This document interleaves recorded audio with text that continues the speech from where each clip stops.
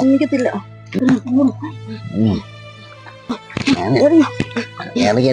ഷായിച്ചേട്ടൻ്റെ അവസ്ഥ വളരെ ദയാനികമാണ്. ഷായിച്ചേട്ടൻ്റെ വൈഫാണ്. നമ്മൾ ഇതിനു മുമ്പ് വീഡിയോ ചെയ്തിട്ടുള്ളതാണ്. എനിക്ക് ഇവിടുന്ന് ഒത്തിരിയേറെ സംസാരിക്കാൻ പറ്റത്തില്ല, കാരണം ഉപദ്രവവും കാര്യങ്ങളൊക്കെയാണ്. ആ ചേച്ചി മെന്റലായിട്ട് കുറച്ച് പ്രശ്നങ്ങളുണ്ട്. ആ ചേച്ചി ഭയങ്കര ഉപദ്രവവും കാര്യങ്ങളൊക്കെയാണ്. നമ്മൾ ഒരാഴ്ചയ്ക്ക് മുമ്പ് വീഡിയോ ചെയ്തപ്പോൾ ഒരുപാട് പേര് സഹായിച്ചു.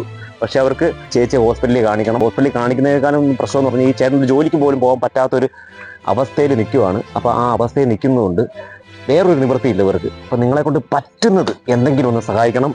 അതുകൊണ്ട് ദേവി ഇത് പറയുവാണ്. സത്യം പറഞ്ഞ വീഡിയോ എടുക്കുന്നത് പേടിച്ചിട്ടാണ്, വളരെ ഭയങ്കരമായിട്ട് പേടിച്ചിട്ട് ഞാൻ നിന്ന് വീഡിയോ എടുക്കുകയാണ്. അതുകൊണ്ട് മാക്സിമം പറ്റുന്നവർ ഇവരെ ഒന്ന് സഹായിക്കണം, എന്തെങ്കിലുമൊക്കെ ഉള്ളത് സഹായിക്കണം. കാരണം ഞാൻ സത്യം പറഞ്ഞാൽ പേടിച്ചിട്ടാണ് വീഡിയോ ചെയ്യുന്നത്. ചേച്ചിക്ക് ഭയങ്കര പ്രശ്നമാണ്, ഉപദ്രവവും കാര്യങ്ങളും ഒക്കെ പ്രശ്നങ്ങളാണ്. അതുകൊണ്ട് ദേവി ഇത് ഒന്ന് സഹായിക്കണം.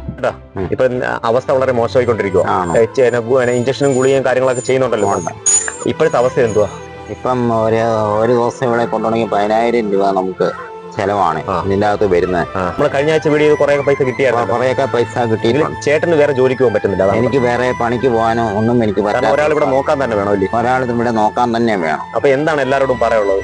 എനിക്ക് പറയാനുള്ളത്, നിങ്ങൾ നല്ല മനസ്സുകൊണ്ട് കുറെയൊക്കെ എന്നെ ഏറെക്കുറെയൊക്കെ ഒന്ന് സഹായിച്ചാൽ എനിക്ക് അത്രമേയും വലിയൊരു ഉപകാരമെന്ന് പറഞ്ഞിട്ട് എഴുതുവാണ്. എന്നെ സഹായിക്കുക.